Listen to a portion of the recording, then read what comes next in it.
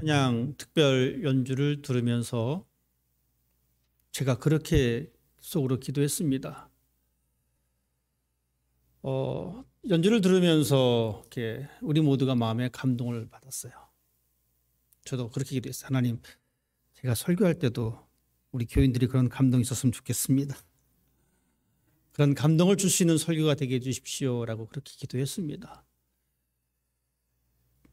하나님 앞에서 우리가 감동을 받을 수 있는 것은 참 여러 가지가 있습니다. 우리 예배 전에 찬양을 통해서 우리의 마음에 감동이 생깁니다. 그리고 또한 이렇게 특별 찬양을 통해서도, 연주를 통해서도 마음에 감동이 생깁니다. 기도하는 가운데 마음에 감동이 생깁니다. 하나님의 말씀을 듣는 가운데 마음에 감동이 생깁니다. 어느 것 하나 소중하지 않은 것이 없습니다. 그렇기 때문에 우리가 예배를 드릴 때에, 기도할 때도 하나님, 저 기도가 나의 기도입니다.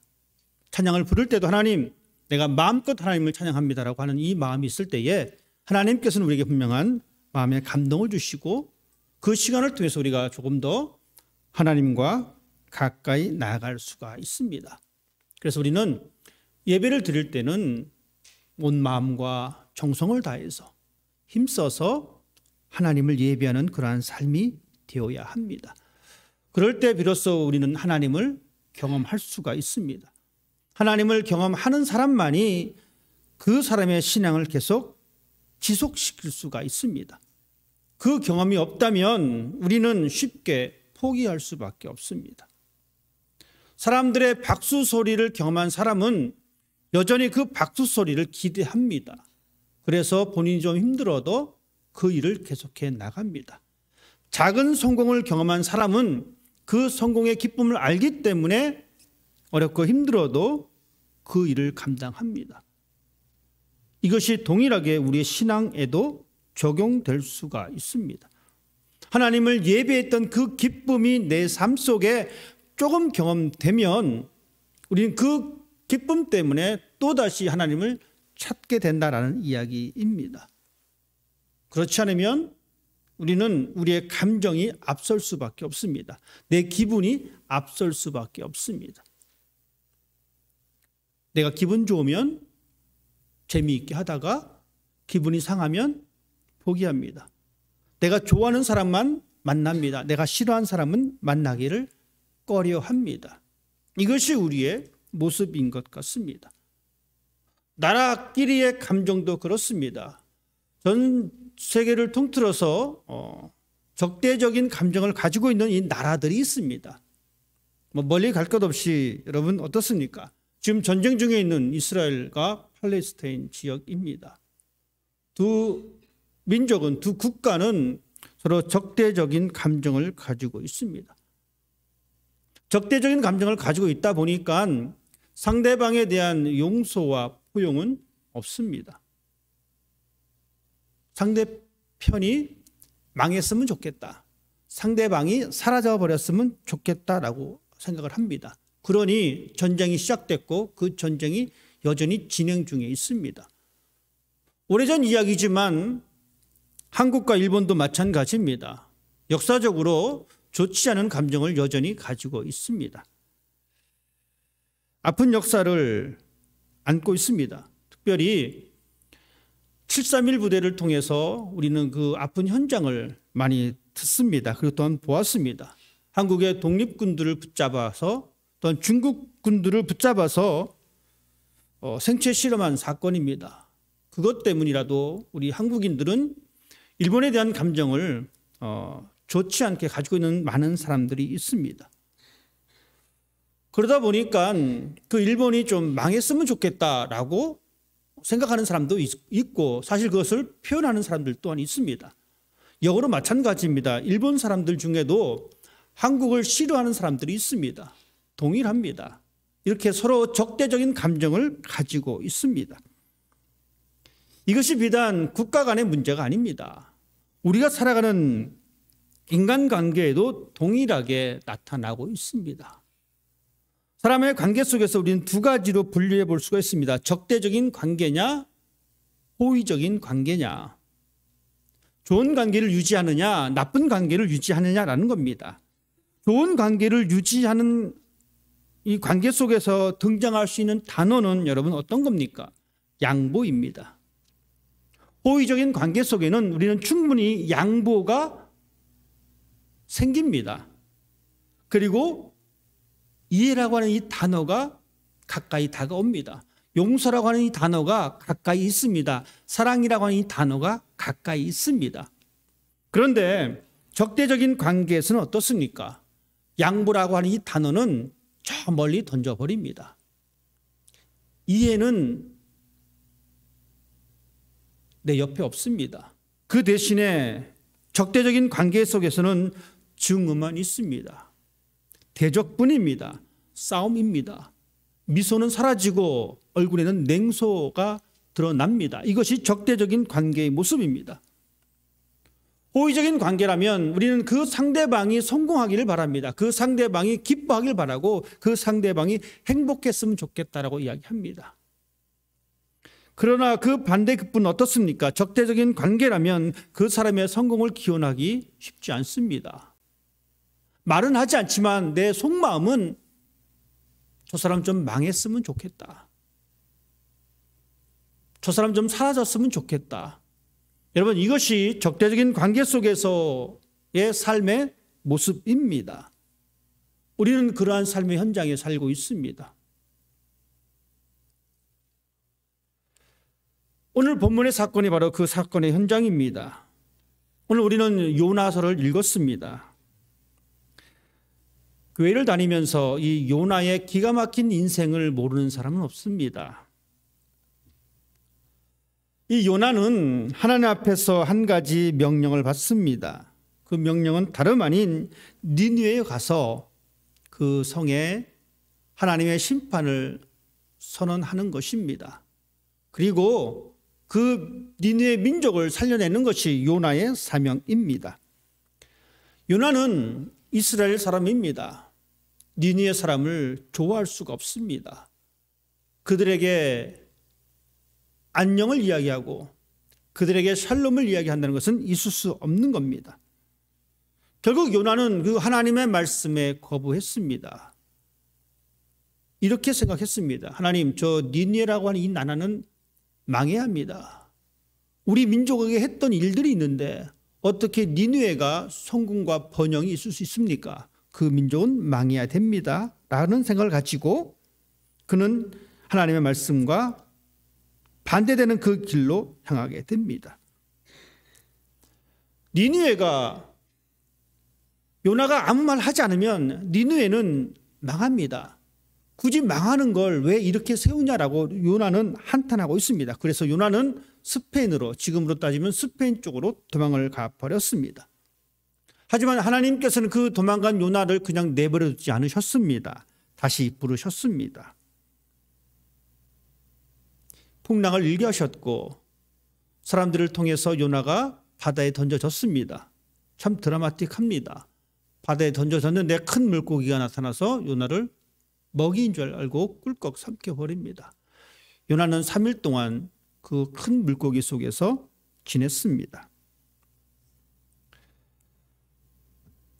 하나님도 참 이상하시지.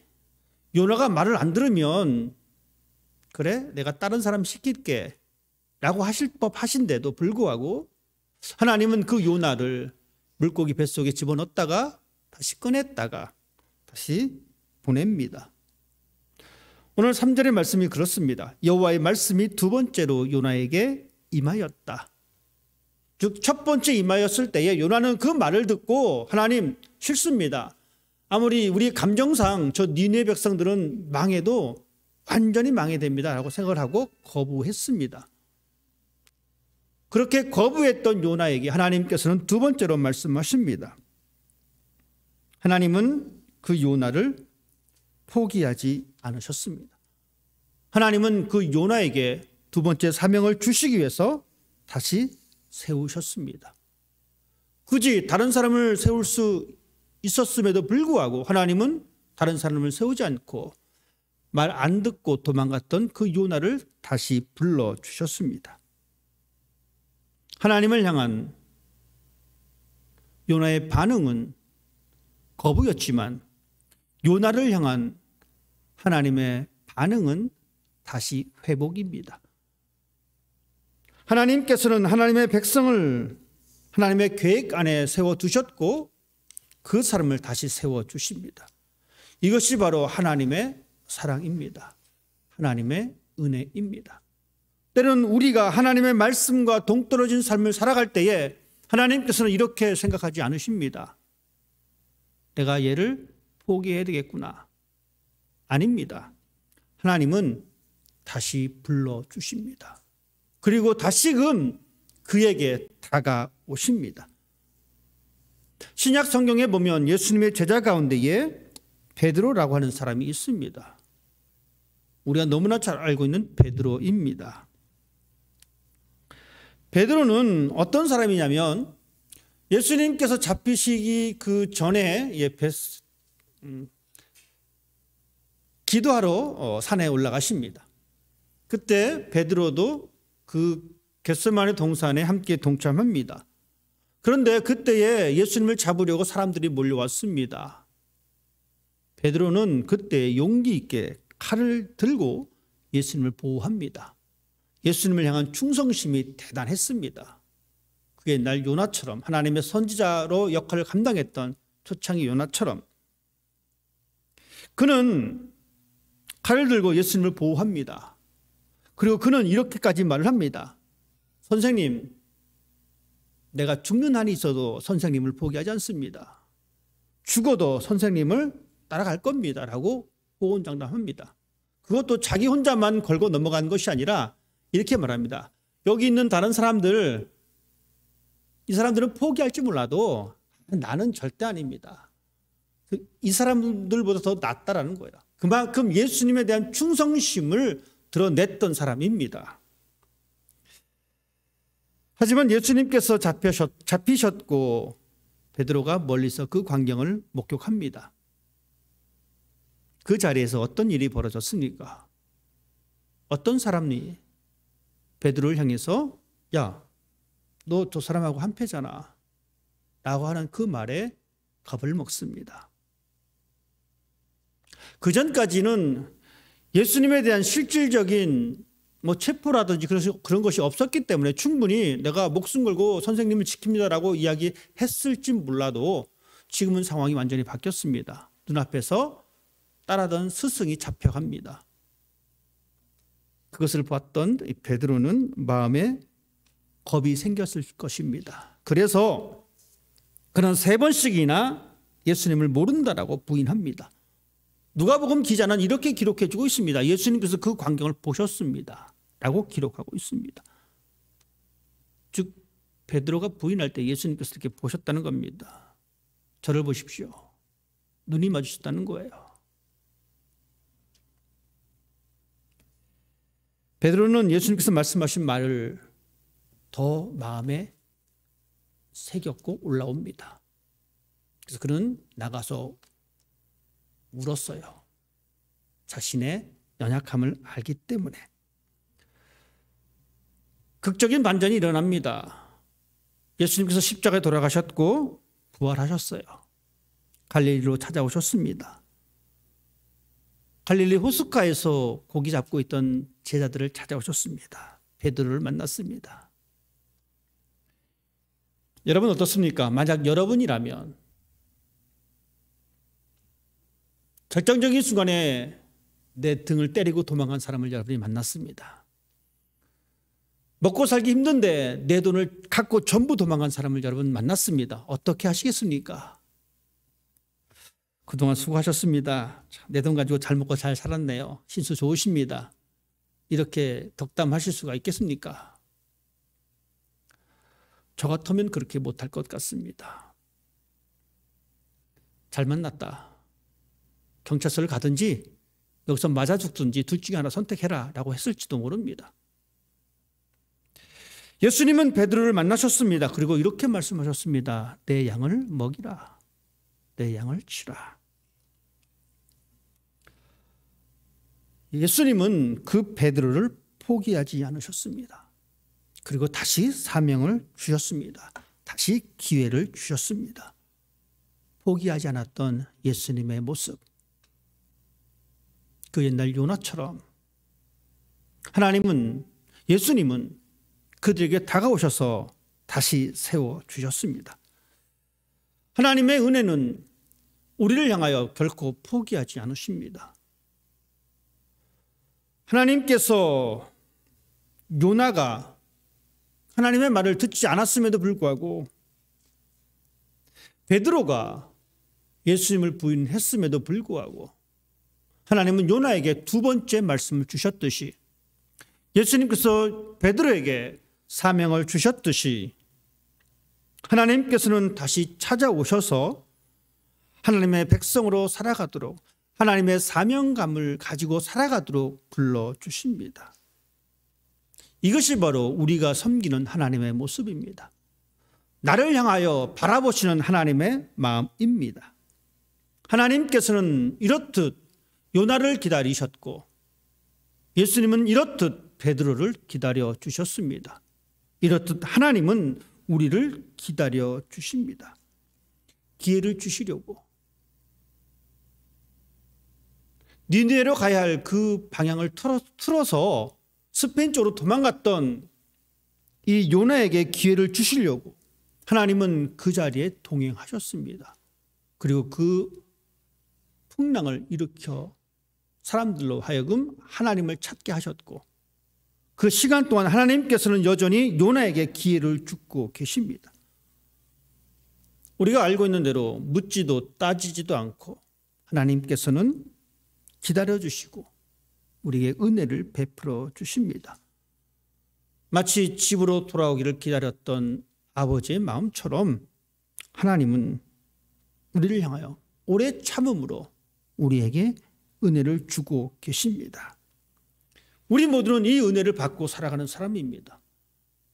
여전히 우리가 하나님의 마음에 합당하지 않는다 할지라도 하나님께서는 여전히 우리를 향하여 하나님의 사람으로 살아갈 수 있도록 우리에게 은혜를 베풀어 주십니다. 요나는 하나님의 말씀을 거부했습니다. 요나의 당연한 삶의 기준은 하나님의 말씀에 순종하는 것입니다. 하지만 그는 순종하지 않았습니다. 도망쳤습니다. 즉 불순종했습니다. 결국 그는 고기 뱃속에 들어가 운명에 처했고 큰 물고기 속에 들어간 그가 맞닥뜨릴 수 있는 마지막은 죽음입니다. 즉 죽을 날만 기다리는 요나의 모습입니다.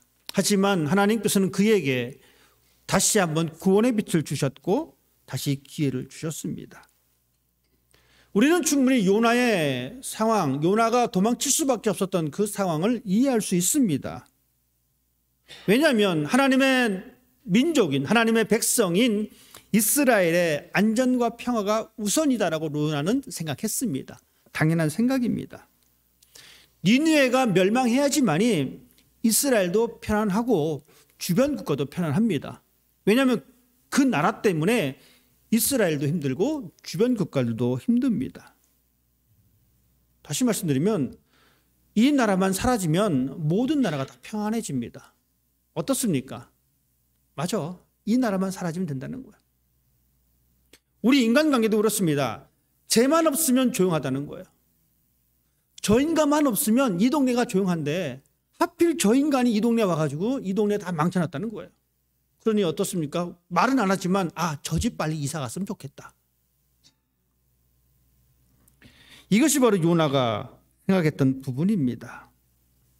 그래서 우리는 요나입니다. 하나님, 제가 살아가는 이 세상을 보니까 하나님의 뜻도 괜찮은데 모든 이의 평화를 위해서 이것이 우선입니다라고 생각할 때가 있습니다. 그래서 우리는 때로는 하나님을 믿으면서 하나님 앞에서 불순종하는 그 정당한 이유를 댑니다. 정당합니다. 우리가 암만 생각해도 그 이유가 정당합니다. 내가 하나님 말씀에 순종하지 못하는 이유가 정당합니다. 여러분 어떻습니까? 하나님 앞에 예배 드릴 때에 하나님, 우리는 내 삶의 우선순위를 먼저 내세웁니다. 내 의식주가 먼저 해결돼야지 그리고 나서 하나님 앞에 내가 순종합니다라고 이야기합니다. 정당해 보입니다. 그럴싸합니다. 일면 맞기도 합니다. 먹고 사는 문제가 해결돼야지 그 다음 하나님이지, 내가 지금 먹고 살지도 못하는데 어떻게 하나님이 먼저가 될 수가 있겠습니까? 정당해 보입니다. 당장 내 건강이 우선입니다. 내 건강이 중요합니다. 그러고 나서 하나님이지, 당장 내 사업이 중요합니다 라고 우리는 이야기합니다. 하나님, 내 사업이 잘 돼야 내가 헌금도 하고 봉사도 하고 시간도 남아서 뭐 할 거 아닙니까? 이렇게 생각한다라는 이야기입니다. 우리는 이런 다양한 이유를 가지고 있습니다. 하지만 그 다양한 이유가, 여러분 기억해 보십시다. 이 우주를 운행하시는 하나님의 생각에 비해서 얼만큼 차이가 있습니까? 조금 차이가 있나요? 아닙니다. 엄청난 차이가 있습니다. 하나님의 섭리 안에서 내가 내세우는 이 모든 이유와 모든 주장들이 얼마나 가치가 있을까요? 내 편에서 생각하는 것이 신앙이 아닙니다. 우리의 신앙은 하나님 편에서 생각하여야 합니다. 그래서 우리는 우리 주장을 내세웁니다. 그렇지만 여전히 그렇게 주장하고 있는 우리들에게 하나님은 요나에게 했듯이 기다려 주십니다. 참아 주십니다. 그리고 하나님의 섭리를 이루어내십니다. 하나님의 섭리는 심판이 아니고 하나님의 섭리는 은혜입니다. 모든 사람에게 부어지는 하나님의 은혜입니다. 하나님의 은혜가 나에게 있기 때문에, 하나님의 은혜가 이 세상 가운데 펼쳐지기 때문에, 하나님의 은혜가 이 우주 가운데 펼쳐지기 때문에 우리는 하나님 앞에 순종해야 합니다. 이 은혜는 내가 원하는 은혜가 아닙니다. 하나님을 믿으면서 우리는 잘못 생각하는 것이 있습니다. 하나님, 너에게 은혜를 주십시오. 이렇게 고백할 때 어떤 은혜입니까? 내 주변에 모든 것이 잘 되는 것이 은혜입니다. 나를 포함한 모든 것이 잘 돼야지 그것이 은혜입니다. 나를 포함해서 잘못되면 그건 은혜가 아닙니다. 우리가 하나님의 은혜를 어떻게 알겠습니까? 하나님의 은혜는 니느웨라고 하는 그 이방 도시가 회개하고 잘 되는 것입니다. 근데 요나의 은혜는, 하나님, 내가 살고 있는 이스라엘 민족이 잘 돼야 합니다. 내 나라가 잘 돼야 합니다. 다른 사람 망해도 상관없다는 것이죠. 어떻습니까? 하나님의 은혜, 내가 원하는 은혜가 아니라 하나님이 원하는 은혜를 사모하셔야 합니다. 그것이 우리가 요나의 모습을 보면서 고쳐나가야 할 신앙의 모습입니다. 사실 요나는 참 불편했어요. 하나님이 다시 살려주셔서 두 번째 사명을 띠고 이제 나가게 됐습니다. 두 번째 말씀이 임했습니다. 하나님께서 그렇게 말씀하셨죠. 니느웨에 가서 하나님의 심판을 선포해라.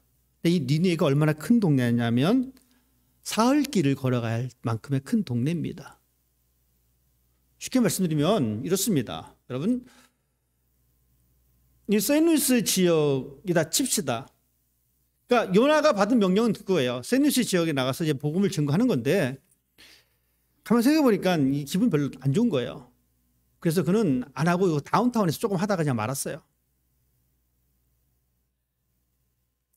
즐거운 마음이 안 생기니까 하나님이 하라고 시켜서 하긴 했는데 별로 기분은 안 좋은 거예요. 그래서 어쩔 수 없이 하긴 했는데 결국 한 것이 사흘 길 동안에 가는 그 넓은 지역이었지만, 싫어, 난 그냥 다운타운에서만 조금 할래라고 끝마친 겁니다. 그래서 그는 그렇게 얘기합니다. 40일이 지나면 이 동네 무너진다. 40일이 지나면 이 동네 무너진다. 그도 다운타운에서 몇 번 외치고 말았습니다. 그런데 거기에 놀라운 역사가 일어납니다. 온 나라가 난리가 났어요. 금식을 선포하고 베옷을 입고 회개 역사가 일어납니다. 불편한 가운데에 어쩔 수 없이 순종했는데 하나님께서는 그 시간에 역사하셨습니다. 40일 동안의 회개의 시간을 허락하셨습니다. 여러분, 노아가 방주를 만들었습니다. 방주를 뚝딱 만들고 한 1, 2년 만에 끝낸 것이 아닙니다. 120년 동안의 시간이 지났습니다. 하나님께서는 그만큼 사람들에게 회개의 시간을 주십니다. 하나님의 은혜의 시간을 주셨습니다. 왜 그렇습니까? 하나님은 그 은혜를 통해서 사람들을 다시 세우시려고, 하나님의 사람으로 살게 하시려고, 하나님에게 합당한 사람으로 살게 하시려고 그렇게 주셨습니다. 우리에게도 동일합니다. 하나님은 우리에게도 여전히 그 시간을 주고 계십니다. 비록 우리가 연약하고 부족하다 할지라도 하나님은 우리에게 여전히 시간을 주십니다. 우리에게 주시는 그 하나님의 시간의 은혜, 그 은혜를 받고 우리는 살아갑니다. 그리고 그 은혜 속에서 우리는 우리의 사명을 감당합니다. 하나님은 요나를 다시 불러주셔서 요나를 통하여 하나님을 알지 못하는 그 사람들에게 은혜를 주셨듯이 하나님은 우리를 다시 부르십니다. 우리가 잘나서 일을 잘해서 다시 부른 것이 아니라 우리가 못났기 때문에, 일을 잘 못하기 때문에 하나님은 그럼에도 불구하고 우리를 포기하지 않고 우리를 불러주셔서 우리를 통해서 구원의 역사를 이루시길 원하십니다. 하나님은 나를 다시 세워주셔서 우리 가정의 행복을 위해서 행복의 사명을 나에게 주십니다. 하나님은 나를 선택하셔서 이 교회의 부흥을 위하여 나를 불러주십니다. 하나님의 은혜를 함께 경험하도록 하나님은 우리에게 가정을 주셨고 우리의 교회를 주셨고 우리에게 이 세상을 주셨습니다. 하나님은 나를 다시 세워주셨습니다. 그 은혜가 여러분의 삶 가운데 또한 이 교회 가운데에 이 세상 가운데에 펼쳐질 수 있도록 한 걸음 내디딜 수 있는 여러분의 삶이 되시기를 주님의 이름으로 부탁드립니다. 기도하겠습니다.